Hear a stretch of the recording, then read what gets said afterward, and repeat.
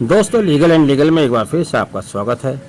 Hapur police द्वारा वकीलों पर की गई बर्बरता के बाद उत्तर प्रदेश में चल रही हड़ताल पर चिंता जाहिर करते हुए इलाहाबाद उच्च न्यायालय के माननीय न्यायाधीश ने कहा है कि वकीलों की शिकायतें लिटिगेंट्स के आंसू और उनके दर्द से ज़्यादा नहीं है। बहुत मार्मिक उनका विचार है, बहुत अच्छा विचार है।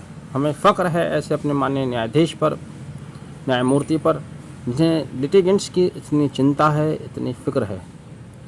काश अन्य न्यायाधीशों को भी, सभी लोगों को इतनी चिंता होती तो आज आधी से ज़्यादा जेल बेगुनाह अपराधियों से भरी हुई ना होती। खैर, आगे बढ़ते हैं।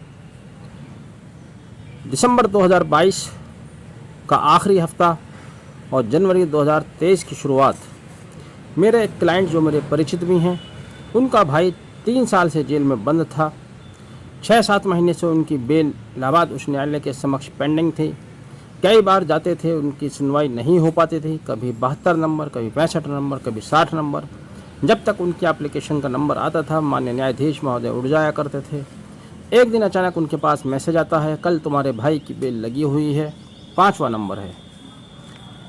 उनके घर परिवार में खुशी की लहर दौड़ उठी कि अब तो सुनवाई हो ही जाएगी।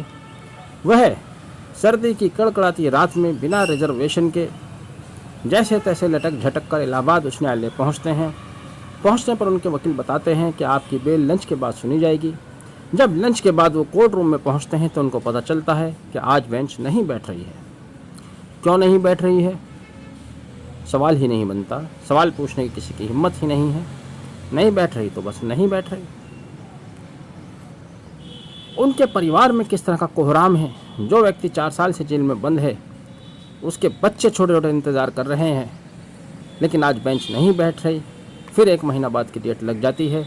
ये एक वृत्तांत नहीं है, ऐसे सैकड़ों उदाहरण हैं जिनके लोग जेलों में बंद पड़े हुए हैं, बेगुनाह जेलों में बंद पड़े हुए हैं, और फिर भी उनकी ज़मानतों पर सुनवाई नहीं हो पा रही है, जिसको हवाला दिया जाता है ओवरलोड ऑफ वर्क का।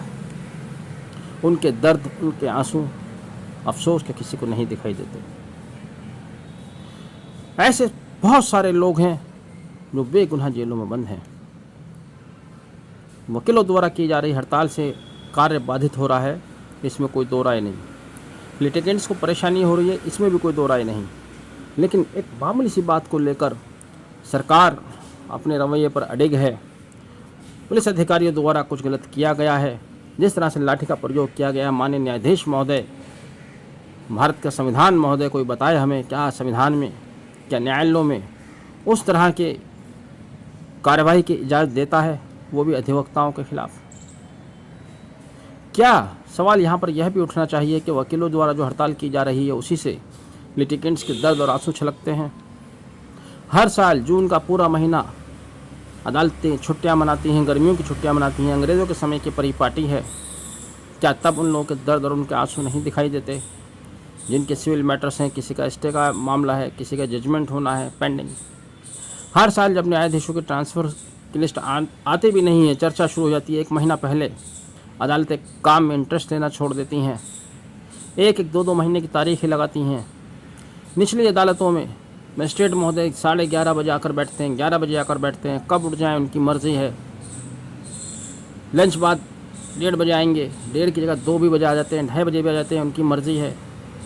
तब किसी को उनके दर्द और आंसू नहीं दिखाई देते। अफसोस के साथ हमारे न्यायालयों में न्याय, जमानत प्रार्थना पत्रों, ख़ास तौर से सुनवाई मेरिट पर नहीं होती। एक शब्द है डिस्क्रिशन, उसके आधार पर सुनवाई होती है।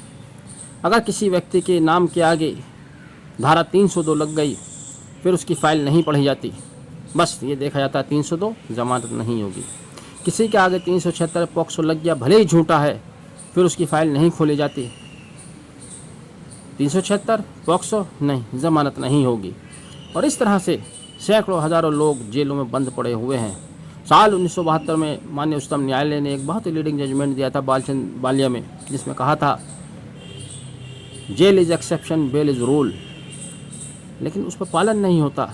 पालन होता तो बेगुनाह लोगों से जेलें नहीं भरी होती। तब किसी को वादकारियों के दर्द और आंसू नहीं दिखाई देते। लंबी लंबी तारीखें उन्हें दी जाती हैं, तब उनके दर्द और आंसू नहीं दिखाई देते हैं तब जब वकील लोग हड़ताल करते हैं, और हड़ताल भी अपनी जायज़ मांग को लेकर करते हैं। लेकिन अगर ऐसे समय पर भी किसी को लगता है कि वकीलों द्वारा की जा रही हड़ताल गलत है, तब आंख बंद करके एक बार हापुड़ के वृत्तांत को सोचिए, अपने जहन में लाइए कि जब पुलिस उन पर बेगुनाह लोगों पर लाठियां बरसा रही है, किसी का सर फोड़ दिया, किसी की टांग तोड़ दी, किसी का होठ तोड़ दिया, किसी का मुंह तोड़ दिया है, ज़िंदगी भर वो चोटें ठीक नहीं हो पाएंगी, उनका असर रह जाएगा पुलिस की पिटाई का। उसके बाद भी अगर आप चाहते हैं कि वकील पिट कर छित कर काम करते रहें, तो सोचिए, खेतों में एक किसान जो बैलों से हल जोतता है, वो उसके ऊपर संटियाँ बजाता रहता है, बैल पिटते रहते हैं और खेत जोतते रहते हैं। क्या आप वकीलों से भी ऐसी उम्मीद करते हैं? क्या समाज वकीलों से भी ऐसी ही उम्मीद करता है? अगर समाज वकीलों से ऐसी उम्मीद करता है तो ये तो नहीं हो पाएगा, ये नहीं हो पाएगा।